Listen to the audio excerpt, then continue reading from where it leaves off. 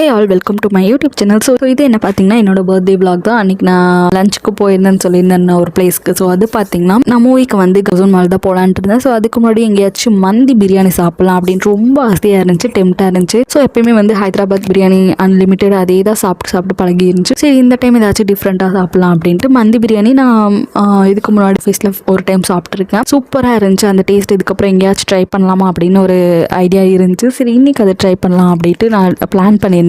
அப்புறம் கூகுளெலாம் சர்ச் பண்ணி பார்த்ததுக்கு வந்து கணபதியில் இருக்க ஒரு பிளேஸில் சொல்லியிருந்தாங்க. ஸோ அங்கே பார்த்தீங்கன்னா கணபதியில் போகிற வழியில் ஒரு 45 மினிட்ஸ் நாங்கள் நடந்தே போயிருப்போம். அது கரெக்டான பிளேஸை சர்ச் பண்ணிட்டு போங்க. கணபதியிலேருந்து கொஞ்சம் தூரம் போகணும். அன்னபூர்ணாக்கு ஆப்போசிட்டில் ஸ்ட்ரீட் அரேபியான்ட்டு ஒரு ஃபுட் கடை. சின்னதாக தாங்க இருக்குது பிளேஸஸ், ரொம்ப ரொம்ப சின்னதாக தான் இருக்குது. கூட்டம் அள்ளுதாங்க. அவ்வளோ பாய்ஸ் அண்ட் கேர்ள்ஸ் எல்லாருமே அங்கே தான் இருந்தாங்க. அரௌண்ட் நாங்கள் 1:45க்கு ரீச் ஆயிருந்தோம்.